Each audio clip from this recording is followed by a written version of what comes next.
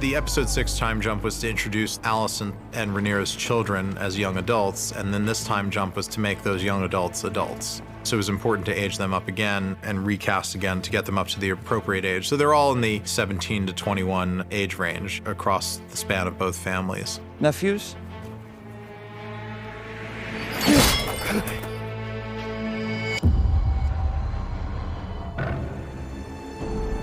As the years have gone by, post Alicent's outburst, Alicent has found religion as a way to redeem herself. We know that Alicent holds closely to the new religion of the Seven Gods, which is not something the Targaryens do. It's part of what sets her apart from the house that she married into.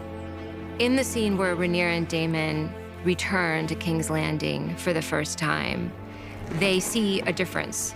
And there were no words that were going to describe the difference. There was nothing in particular that they would point out to us. We figured out how to make it read immediately. The big thing is a giant seven-pointed star that's hanging in the main hallway. Gaudy, if you ask me. I would say it's nice to be home, but I scarcely recognize it. It's become a much more quiet and conservative place. It's much more like a monastery now than it was. When we first saw it in episode 1, it's full of light and life, and there's Targaryen erotica on the walls, dragon erotica, and now it's all been replaced with objects of the Seven, and the murals have been covered up. 8 is essentially set in a hospice. The whole episode is essentially sitting by the bedside of a loved one who's dying. Father? The dramatic tension of this episode does not happen until Viserys shows up in that throne room, because the thinking when Rhaenyra is standing there is it's a farce. Corlys has been potentially fatally wounded. Nobody knows whether or not he's going to survive, so there's now a question mark about who's going to take on the Driftmark throne. It's within Alicent's motivation to want Lucerys to be deposed because it disempowers Rhaenyra's side of the family, and he's a bastard anyway, so what is he even doing there? And to give Vaemond power, because if Vaemond takes power, then he owes the Greens, and the Valyrian fleet will all go with them. I do not understand why petitions are being heard over a settled succession. Vaemond, one of those guys who's not particularly likable, but he always tells the truth, and he can't help it and he can't stop himself. For that reason, he's never really got very far in life. And yet, suddenly, in episode 8, he finds himself possibly in line to inherit the Driftmark throne. He also walks right into the midst of the contentious issue of Rhaenyra's children and their real father. Because he's a kind of a do-right guy and wants to always tell the truth, he misses just how strongly and heavily everybody feels about this. He knows that those children are not Valyrian. They're white. They got brown hair. Very obvious. And everyone knows it. It's the pink elephant in the corner that nobody wants to talk about, but Vaemond is the one person who will talk about it and who will speak out about it. You may run your house as you see fit, but you will not decide the future of mine. This is something he's been holding on to for like 16 years. And when the petition goes completely sideways for him, he knows he's gonna fall on his sword, but I'm gonna fall on my sword my way. And my way is to tell the absolute truth. So even if nothing is done about it, everybody in this room will know. Our children are bastards!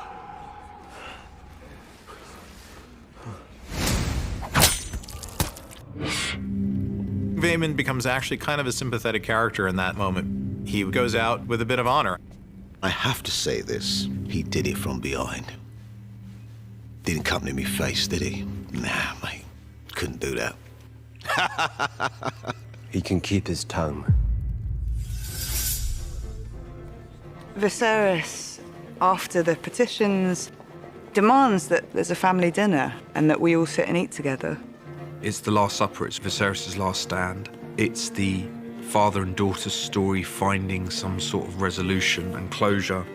Unexpectedly, there's a brief moment of, oh, maybe things are going to be okay.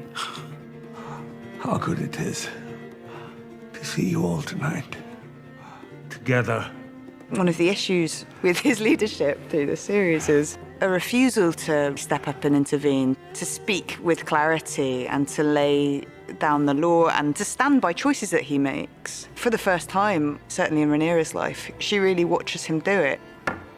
He stands by the family, both sides of the family, in this final dinner. It's like all this corruption and all this fighting. This is what it does. This is what being a king does. This is the effect of all of this on me. Why can't we just love each other? It sounds really naff, but it's like, why can't we just love each other? Why can't we just make this work? Let us no longer hold ill feelings in our hearts. The crown cannot stand strong if the House of the Dragon remains divided. But set aside your grievances. Forget me as your king, just love me as the man that I am to you and your family.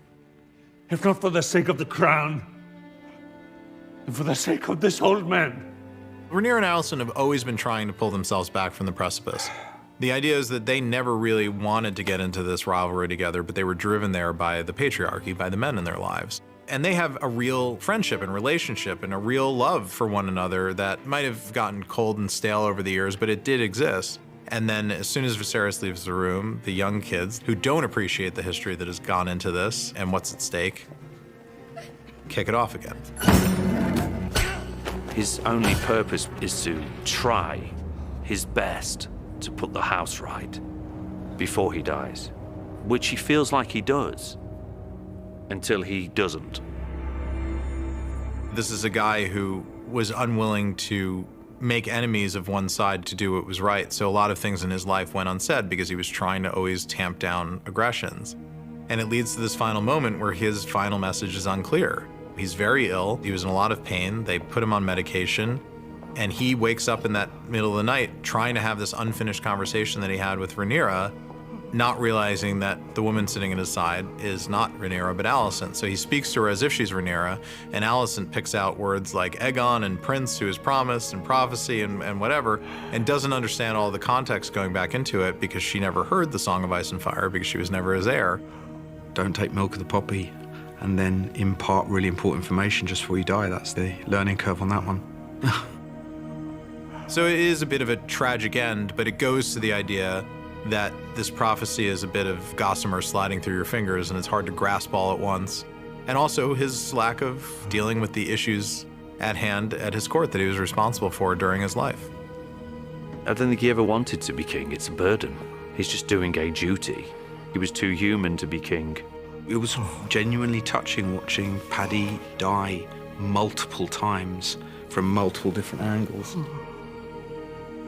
When he takes his last breath, he maybe feels like he's done all he can and he's put his house right. He did his best. He kept this secret belief in the prophecy and kept that with him until the day he died. And that's all he could do. In some respects, he wasn't the right man for the job. But in history, he kind of was the right man for the job, you know, 200 years later. So he does have a legacy.